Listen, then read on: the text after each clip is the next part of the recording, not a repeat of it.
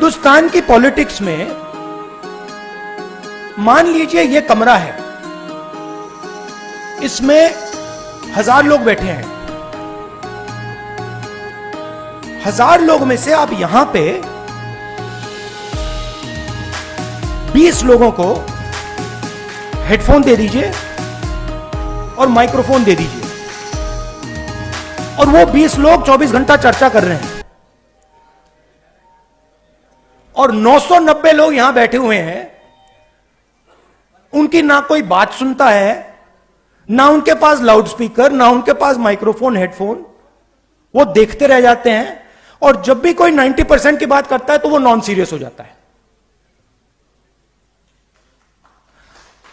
तो मैंने शुरू किया, मैंने कहा देखता हूं ये जो लोग कह रहे हैं नॉन सीरियस, इनकी कंपनीज में इनके स्टेक होल्डर्स कौन है। इनके जो बड़े बड़े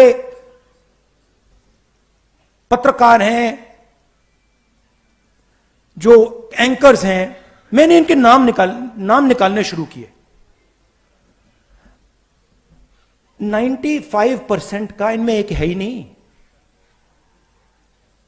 एक ओबीसी नहीं है, एक ओबीसी एंकर नहीं है हिंदुस्तान में।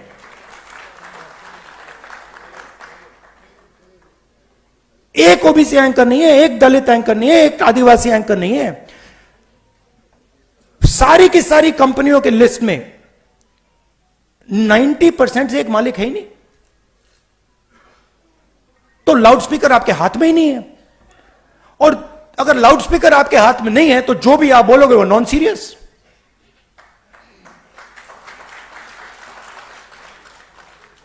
मैंने अगर इनके हाथ में लाउडस्पीकर दे रखा है, मतलब फुल पावर वाला लाउडस्पीकर, तो बाकी सब बोले ना बोले वो तो नॉन सीरियस ही होगा। वो सीरियस तो वही है जिनके हाथ में लाउडस्पीकर है।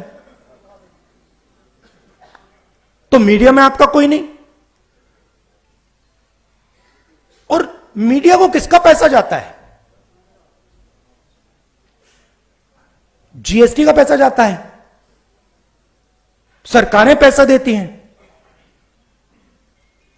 हर स्टेट की सरकार, दिल्ली की सरकार हजारों करोड़ रुपए देती है, हिंदुस्तान की सरकार हजारों करोड़ रुपए देती है। किसका पैसा है ये जीएसटी से आता है, ये 90% का पैसा है। अब मैं कह रहा हूं कि भैया अगर 90% का पैसा है तो एक दो लाउडस्पीकर तो पकड़ा दो।